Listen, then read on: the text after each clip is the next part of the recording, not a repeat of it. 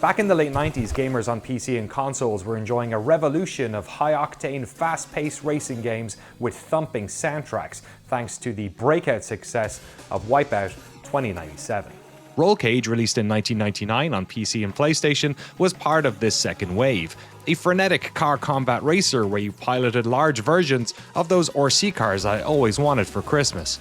Developed by British studio Attention to Detail, ROLLCAGE would eventually get a sequel before the studio sadly had to shut its doors in 2002, leaving fans of this series adrift. That was until 2015, when developers Caged Element revealed they were working on a spiritual successor to ROLLCAGE called Grip.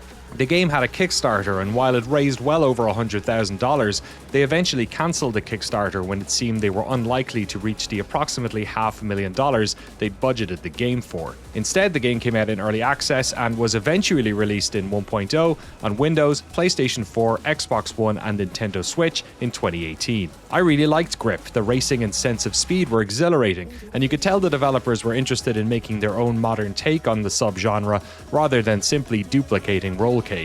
Steam users would seem to agree, with the game currently resting on a very positive review rating. After Grip, the team worked on another well-received racer, this time in the Warhammer 40k universe, but flash forward to 2026 and a new Grip is on the way, Grip XR, and you can play the demo right now. The studio is teasing another Kickstarter to come soon, hoping that their new fans and a decade of goodwill producing well-reviewed combat racing games will push them over the finish line this time around. But eager to see what the studio has learned since the first game, I jumped straight into Grip XR.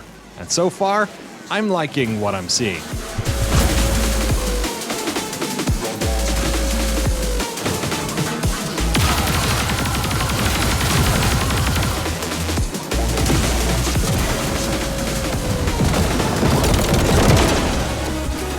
The Grip XR demo allows you to race on one of the game's finished tracks, along with a handful of unfinished ones, which I think is a neat touch, with around a dozen bots or so as you drive through canyons, flip over architecture, and fire rockets at unsuspecting drivers. But immediately Grip XR feels like an evolution of the original Grip's driving. The original game's physics allowed your cars to drive on ceilings and walls, but it always felt like you were taking a risk while doing it.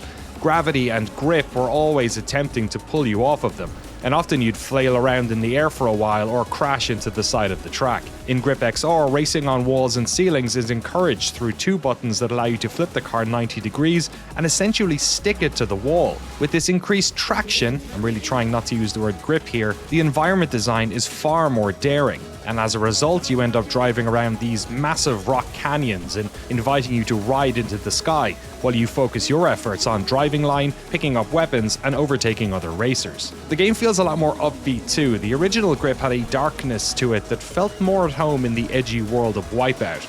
Grip XR's initial levels are vibrant playgrounds with saturated colors to match the joy of this game's increasingly more playful levels. I'm going to keep this short because you can literally go download the demo right now on Steam. But from what I've played so far, Grip XR is pointing in the right direction. You can follow the Kickstarter now too, in preparation for its launch in the not too distant future. We have links to both of these in the video description. And of course, subscribe to NoClip2 for more recommendations of games both old and new. And sometimes both at the same time.